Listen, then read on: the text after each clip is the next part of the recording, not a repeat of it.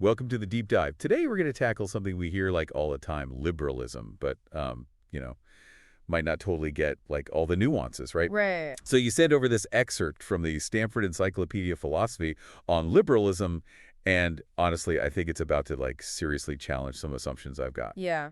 It's amazing how one word can pack in so many different ideas, even like internal debates within the word. Totally. So before we like totally jump in, can we lay some groundwork? Like what's that one thing that like all these different kinds of liberals, what do they all agree on? Well, I'd say at the very core, liberalism, like, it's all about this question of how do you justify political authority, Okay, but also, like, at the same time, how important individual liberty is. gotcha. So it's not just about saying, okay, we have to accept power because it's there.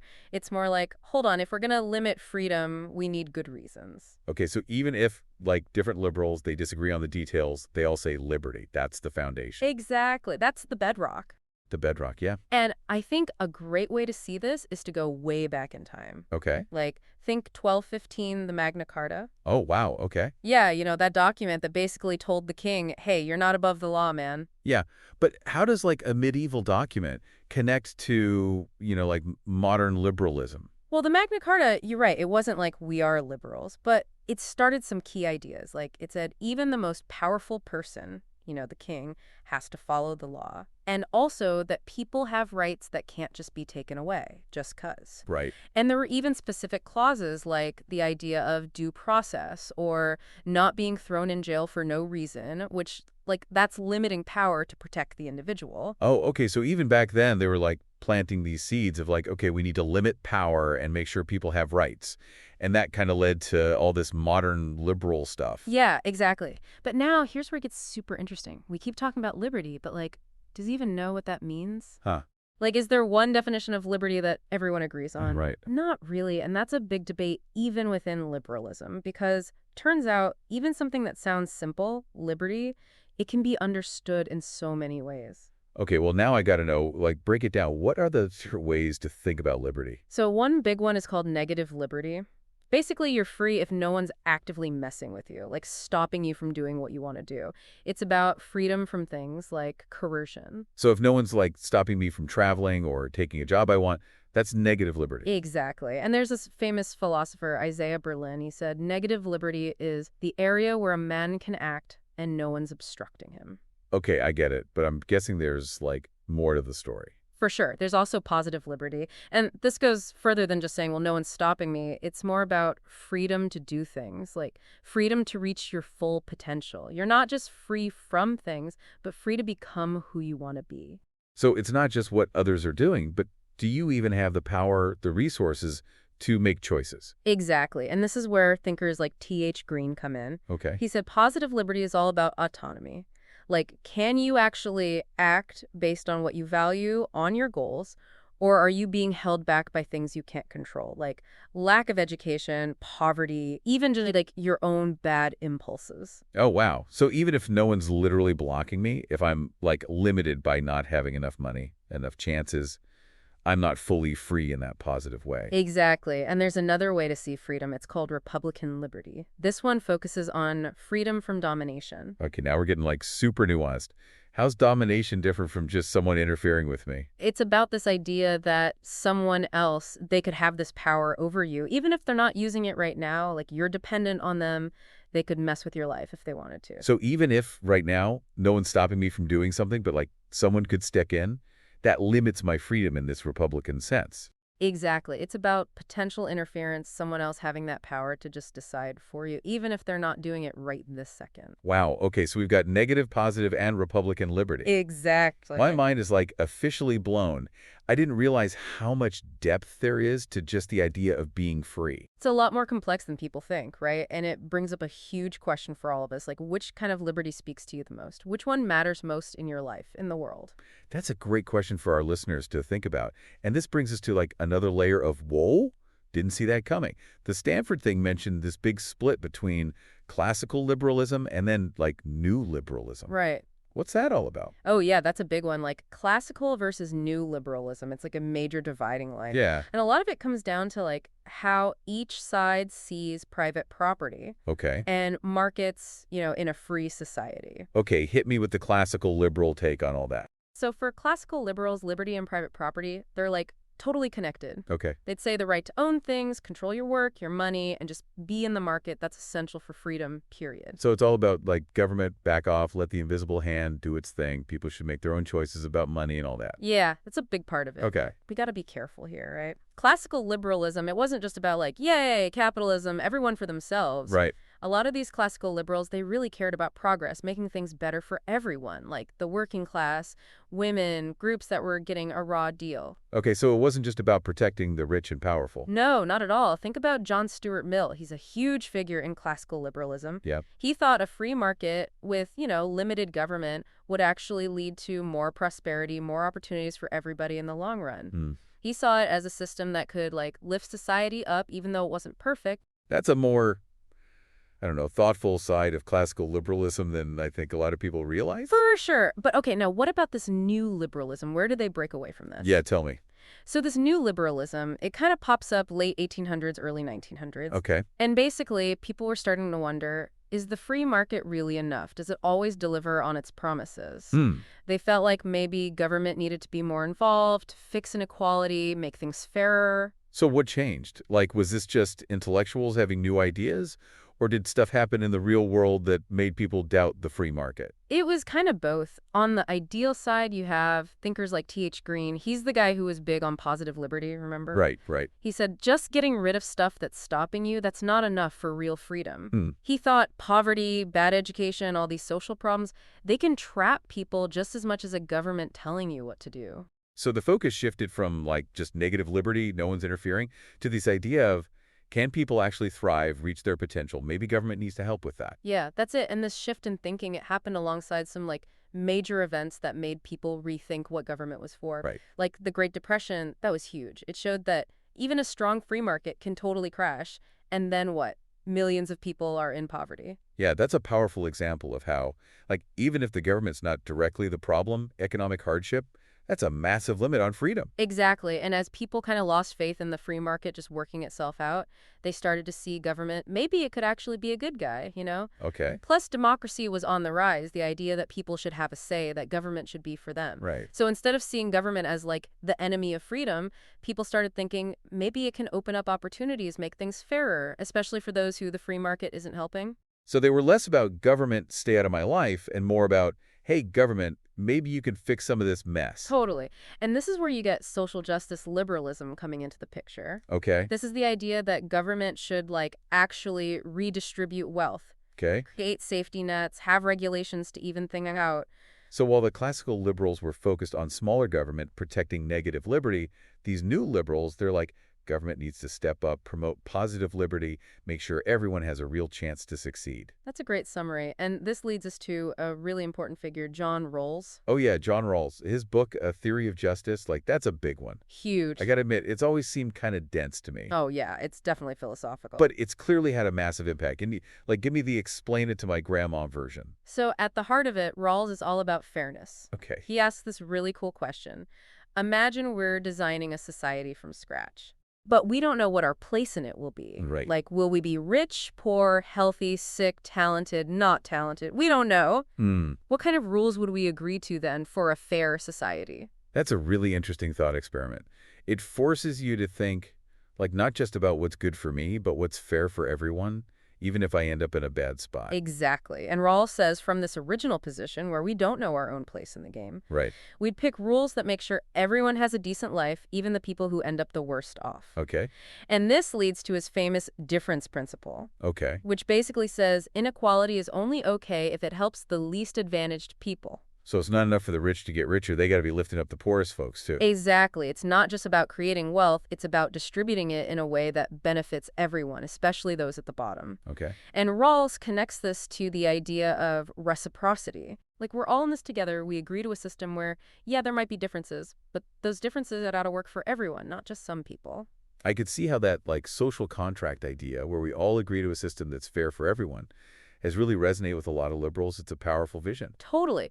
But, not everyone was totally on board with Rawls. Yeah, I was going to say, I bet there were some folks who weren't too happy with these Oh, ideas. yeah, there were critics, and one of the biggest was Robert Nozick. Okay. He was a libertarian philosopher, much more of a classic liberal view, big on individual rights, small government. Ah, so we're back at that core tension in liberalism, like how much equality versus how much individual freedom. Right. How did Nozick challenge Rawls? So Nozick said Rawls is focused too much on the outcome, like who ends up with how much wealth. Okay. He's not paying enough attention to the process, how people actually get those things. Okay. Nozick's argument was anytime you try to force a specific way of distributing stuff, you're going to mess with people's rights. You're going to have to constantly interfere with their lives. So Nozick was like, it's not just about who has what, it's about how they got it.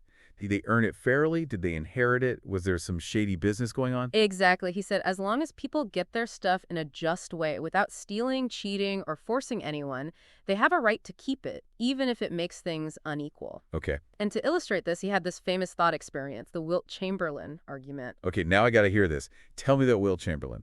So Nozick says, imagine a society that's perfectly just. Everyone has equal wealth, whatever your definition of just is. Okay. Now, along comes Wilt Chamberlain. He's a basketball superstar. Everyone wants to see him play. Right. Wilt distilled. People are happy to pay a little extra to watch his games, right? Yeah.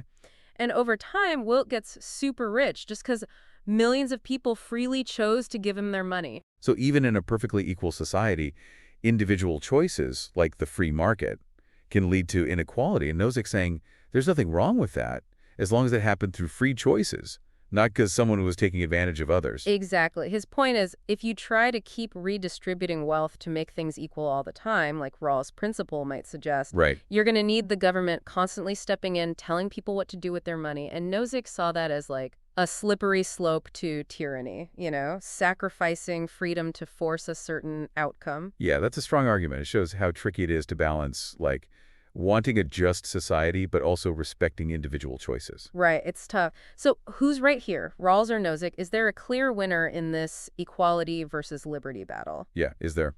Well, that's the thing. There are always easy answers, right? These different perspectives, they're part of this ongoing conversation within liberalism, Okay. this constant back and forth about what a just society really mean. And even within each side, there's room for nuance, for ideas to change. Okay, tell me about how these ideas have developed. Where's the conversation going now? So a lot of modern egalitarian liberals, the folks who are concerned with equality, Yeah. they've kind of moved away from this idea of making everything perfectly equal all the time Okay. because of critiques like Nozick's. Right. Now, they focus more on making sure the process is fair, that everyone has a real chance to develop their skills, contribute, and have a decent life. So it's less about everyone ending up with the same amount of stuff. Right. And more about making sure everyone has a fair shot at success, no matter where they started. That's it. It's about fixing those deep inequalities that hold people back. Yeah. Making sure things like education, healthcare, economic opportunities, they're not determined by your race, your gender, how much money your family has. It's about creating a level playing field, not forcing everyone to end up at the same finish line. Exactly. You got it. This is making me realize, like, liberalism, it's way more dynamic, way more complicated than I ever thought. It's not just like a set of rules. It's a living conversation, different values bumping up against each other, all trying to figure out how to make a more just and free world. For sure. But I have a question. Is liberalism just about politics, about government? Or is it like a bigger thing? Does it tell us something about like ethics, values, how we should live our lives? That's a really great question. It kind of gets to the heart of like, what is liberalism? Is it just a bunch of rules about how we, run a country? Or is it like something bigger? Does it say something about, how to live a good life, what we should value, all that stuff? Okay, yeah, I'm totally curious now. So is it just about politics or is it something more like comprehensive was the word they used in the Stanford thing? That's the debate, right? Some people say liberalism, it is, or at least it can be, a comprehensive doctrine. Like it covers not just politics, but like ethics, philosophy, ideas about, what it means to flourish as a person, moral responsibility, even what a good society looks like. So it's not just about setting up a system, with checks and balances, individual rights. Right. It's also about how we should treat each other, even in our personal lives. What's a good life, all that. Exactly. And there are these different like strands within liberalism that give different answers to these questions. Okay. Like one is called Millian perfectionism. Okay. Drawing on John Stuart Mill, he said the good life is all about like developing yourself, flourishing as an individual, Okay. being free to cultivate your talents, find your own path, do stuff that matters to you, that brings you fulfillment. So for Mill, It wasn't just about protecting people from like a bad government. Right. It was about creating a society where people could actually like become the best versions of themselves. Exactly. And that idea of like individual flourishing, it's been huge in liberal thought. Then there's contractualism, which says morality. It comes from agreements we make with each other. Okay. Agreements that respect our autonomy, our right to make our own choices. So instead of saying like morality comes from God or from tradition, Right. it's more about like we decide together what's right and wrong based on respecting each other as individuals who can make their own decisions. Exactly. And that fits in really well with liberal ideas of choice, consent, self-governance. You see this in everything from contracts, like legal agreements, to the emphasis on democracy, people choosing their leaders. Then there's pluralism, which is all about accepting that there are lots of different values, different ways of living. Okay, so liberalism isn't saying there's only one right way to live, one set of values everyone has to follow. It's more like, hey, as long as you're not hurting anyone, you do you. Yeah, that's the core of it. Pluralism says in a free society, people are going to have different ideas about what's good, different religions, different moral frameworks. Right. And that's not a bad thing. It's something to embrace, right? It's like a marketplace of ideas as long as everyone's playing fair, respecting each other's freedom. Yeah, I like that. And then finally, there's subjectivism, which says ultimately values come from what individuals desire, what they prefer. Okay, but isn't that kind of like a slippery slope? Because if everyone gets to decide what's good or bad, doesn't that lead to, like, total chaos? How can we agree on anything if it's all just personal preference? That's the tough question, right? How do you balance individual freedom with the need for some shared values, some sense of the common good, some way to say what's right and wrong? It's about finding that balance between, like, do whatever you want and forcing everyone to follow the same strict moral code. Right, right. This reminds me of that tension we talked about earlier, like the individual versus the collective. Does liberalism always put the individual first? Or is there room for, like, community, shared values, recognizing that we're all connected? That's a crucial point. Like the classic liberal view, especially someone like Mill, he saw society as basically a bunch of individuals, Okay. each with their own rights, and those got to be protected. But even Mill knew individual freedom isn't absolute. There are limits, especially if what you're doing harms other people or takes away their freedom. So it's not just a free-for-all where anyone can do whatever they want. Consequences be damned. Right, exactly. There's got to be some way to balance individual freedom with, what's good for everyone. Yeah, with the well-being of society as a whole. Exactly. And there's been a ton of debate within liberalism about how to do that, how to find that balance. And then you have the thinkers who are called communitarians or organicists. They say this focus on just the individual, it misses something important. It ignores the fact that we're all part of these bigger things. Families, communities, cultures, nations. Right. It's not like we're just floating around making decisions in a vacuum. Exactly. They'd say, look, our identities, our values, they're shaped by these groups we belong to. Right. And we have obligations to these groups too. That makes sense. But doesn't that, like, open the door to maybe suppressing individual differences or forcing people to conform to some narrow idea of what's good for the community? Yeah, that's the worry, right? And that's why this debate within liberalism has been all about finding that sweet spot. How do we respect individual autonomy while also recognizing that we need a sense of community, of belongings, of shared purpose? Like modern liberals, they try to acknowledge both sides of that. They Right. say, yeah, social ties matter, your culture matters, even those obligations you didn't choose but that are part of your life, they matter too. So it's not like individual good versus community good. It's about recognizing that both are important. Exactly. It's about seeing that individuals, they're both shaped by their social context, and they're capable of making their own choices, finding their own path, defining what a good life means to them. And that kind of brings us to another big question. How far does liberalism reach? Is this a universal ideal? Like, does it apply to all people, all societies? Can you have a decent society that's not liberal? Ooh, those are some deep questions. So is liberalism like a one-size-fits-all solution? Or are there situations where it just doesn't work? It's tricky, right? And liberals have been arguing about this for a long time. Like, think about John Stuart Mill again. He said liberalism didn't apply to what he called barbarians. Okay. He thought societies needed to reach a certain level of, like, development, of being able to govern themselves rationally before they were ready for liberal ideas. I could see how that could be, like, pretty problematic, even if we try to understand him in his historical context. Right. Like saying some soldiers just aren't capable of freedom, which seems kind of contradictory to, like, the whole point of liberalism. Yeah, you got to be careful with that kind of thinking. And while we can try to see Mill's view through the lens of his time, when colonialism was a big thing and there are all these assumptions about Europe being superior, Right. his take on barbarians does point to this ongoing tension within liberalism. How do you say, human rights are universal, everyone deserves freedom. And at the same time, respect the fact that there are different cultures, different political systems. So is liberalism ultimately about everyone being the same? Like a cosmopolitan ideal where everyone has the same rights and freedoms no matter where they come from? Or is it more about letting different societies do their own thing, even if it's not liberal in the way we understand it? That's the big debate. Even if you say, okay, liberal principles are universal, everyone deserves free speech, freedom of religion, all that, Yeah. there's still the question of how do you deal with groups that aren't liberal, both in the world and within your own society? Okay, let's break that down. What kind of non-liberal groups are we talking about here? And what makes it tough for liberalism to interact with them? We could be talking about authoritarian governments that crush dissent or religious communities whose beliefs clash with, typical liberal values. The challenge for liberalism is figuring out how do you live alongside these groups peacefully and still stick to your principles? Do you try to spread liberalism to other countries, even through military force? Do you tolerate illiberal practices within your own society in the name of diversity? Those are tough calls. Yeah, it's like constantly walking this tightrope between sticking to your principles, Right. but also recognizing that different cultures might have different ideas about what freedom means, what justice means, what a good life means. You got it. It's delicate, and there are no easy answers. Take Mill again. He was mostly against interfering with other countries, even if they weren't liberal.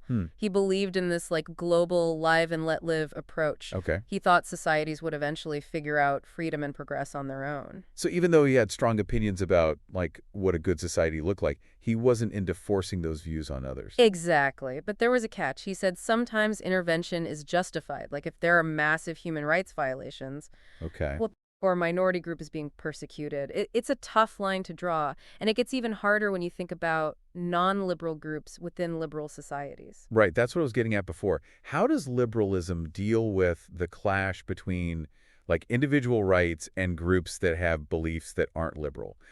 What about religious groups that are against same-sex marriage, or they want their kids to be exempt from certain school stuff because of their faith? How do you handle those situations? That's one of the biggest challenges for liberalism today in the 21st century. We're living in a world that's super diverse, lots of different values and beliefs bumping up against each other. Yeah, Liberalism has this long history of trying to accommodate religious groups because freedom of conscience, that's a fundamental right. right. But obviously there are limits. You can't just allow any practice, even if it's harmful, just because someone says it's their religion. Of course not. And finding that line where tolerance ends and harm begins, that's really, really hard.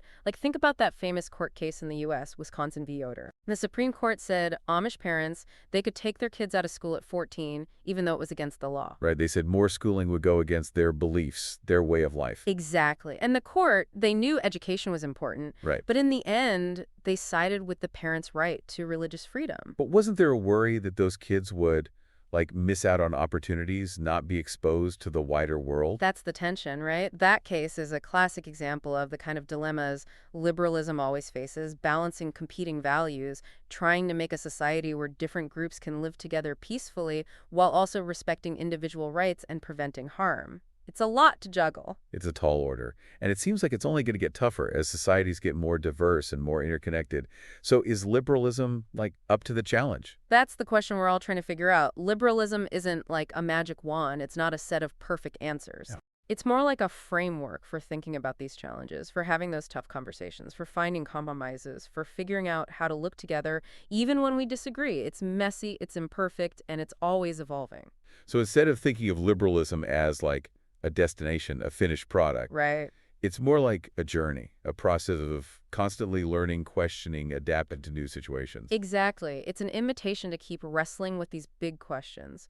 What does it mean to be free? How do we balance individual rights with the common good? How do we create a just society when there's so much diversity and disagreement? This deep dive has been amazing. I feel like I have a much better understanding of what liberalism is, all the different ideas and debates within it. Yeah, it's fascinating stuff. So any final thoughts for our listeners? I'd say, remember, liberalism isn't just some abstract theory. It's not just a political label you throw around. Yeah. It's a set of values, principles, practices that shape our world, and it's something we all have a stake in, whether we realize it or not. Hmm. That's a good point. So stay curious, keep asking those tough questions, and don't give up on the work of building a more just and free world. Even though it's messy, it's challenging, it's also super important. I love that. I think that's the perfect note to end on. Thanks for joining me on this deep dive into liberalism. It was my pleasure.